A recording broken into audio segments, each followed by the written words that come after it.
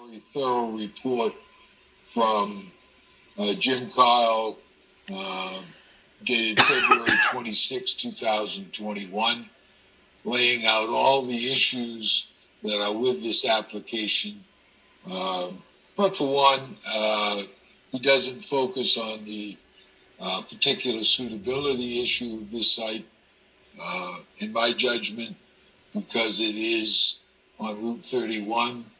It has had an approval for buildings that are roughly equivalent to this building in size, with vastly more parking.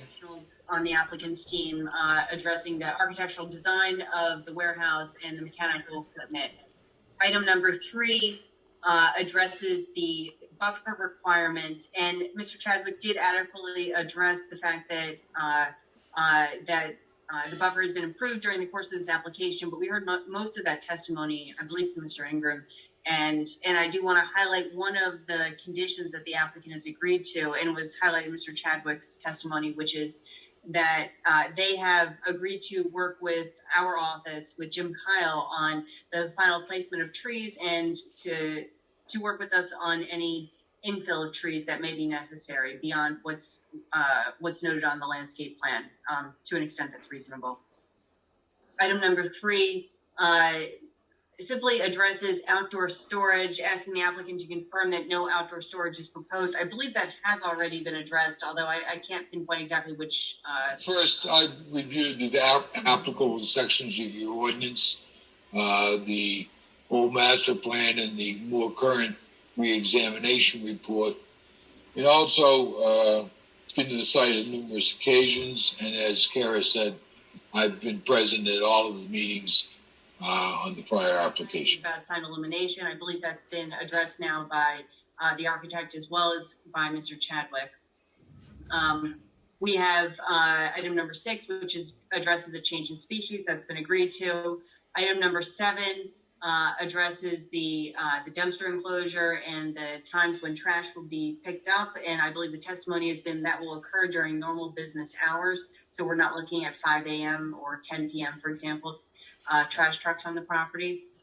Item number 8 addresses a note, simply recognizes the fact that MOBIS has a weight limit, and that trucks will not be permitted, heavy trucks beyond 6 tons will not be permitted to traverse the adjacent residential neighborhood.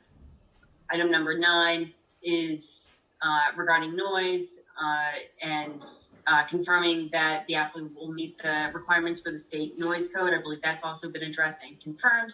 And then the last item simply reminds the board and the applicant that should this application be approved, that they will owe a 2.5% non-residential development fee as set forth in state statute. A graduate degree from Rutgers, New Brunswick, and a graduate degree in architectural design and city and regional planning from Pratt Institute in Brooklyn, New York. I've been a licensed planner in the state of New Jersey since 1969 and have appeared before most municipalities throughout the state of New Jersey. I presently have had my own firm for the past 20 years and represent municipalities and private development.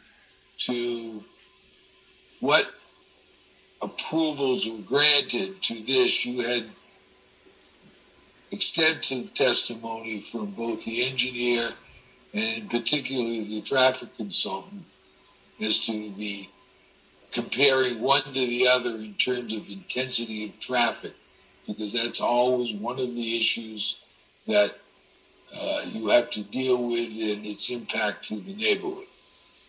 This has a fraction of what the office use would generate in terms of traffic. It is, in my judgment, vastly more compatible to the adjoining residential in the township variance itself. You have a very specific user. You vetted what they do, how they do it, what times of the day and times of the year the activities take place. So I don't think there's anything missing in terms of its particular activities or use. The use is a non-residential use, which is what is one of the fundamentals in your re-examination and the prior master plan, that there would be no residential development north of 31. This carries that objective fully. It has access to all utilities.